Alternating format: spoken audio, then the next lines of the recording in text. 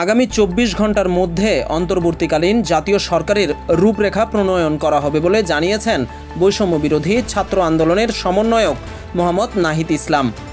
তিনি বলেছেন, এই অভ্যুত্থানকে শহীদ ছাত্র জনতাকে উৎসর্গ করা হয়েছে। সোমবার 5 আগস্ট ঢাকার তেজগাঁও এলাকায় এক সংবাদ সম্মেলনে নাহিদ ইসলাম এই কথা বলেন। এ সময় বৈষম্য বিরোধী ছাত্র আন্দোলনের অন্য সমন্বয়করা উপস্থিত ছিলেন। এদিকে সোমবার 5 আগস্ট বিকেলে সেনাবাহিনীর প্রধান জেনারেল ওয়াকারুজ্জামান জাতির উদ্দেশ্যে ভাষণ দিয়েছেন। এ সময় তিনি বলেছেন, বৈষম্য বিরোধী ছাত্র আন্দোলনের গণভবন অভিমুখে যাত্রা কর্মসূচি ঘিরে উত্তেজনার মধ্যে প্রধানমন্ত্রীর পদ থেকে ইস্তফা দিয়ে দেশ ছেড়েছেন শেখ হাসিনা। এই পরিস্থিতিতে বিভিন্ন রাজনৈতিক দলের নেতাদের সঙ্গে আলোচনা হয়েছে।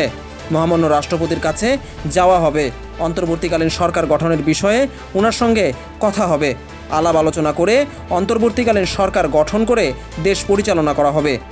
গত জুলাই মাসের শুরু থেকেই কোটা ইস্যু সংক্রান্ত আন্দোলনে বেশ সরগরম হয়ে ওঠে দেশ জুড়ে। মাসের মাঝামাঝি সময়ে এই আন্দোলনে উত্তাল হয়ে ওঠে দেশ। এতে প্রাণ হারান শিক্ষার্থী, সাধারণ মানুষ সহ গণমাধ্যম কর্মীরা। একে একে সেই আন্দোলনে সরকারের পদত্যাগের দাবি উঠলে অবশেষে সোমবার 5 আগস্ট আওয়ামী লীগের সভাপতি শেখ হাসিনা প্রধানমন্ত্রীর পদ থেকে পদত্যাগ করে দেশ ছাড়েন। বিজন কুমার, দ্য রিপোর্ট.লাইভ, ঢাকা।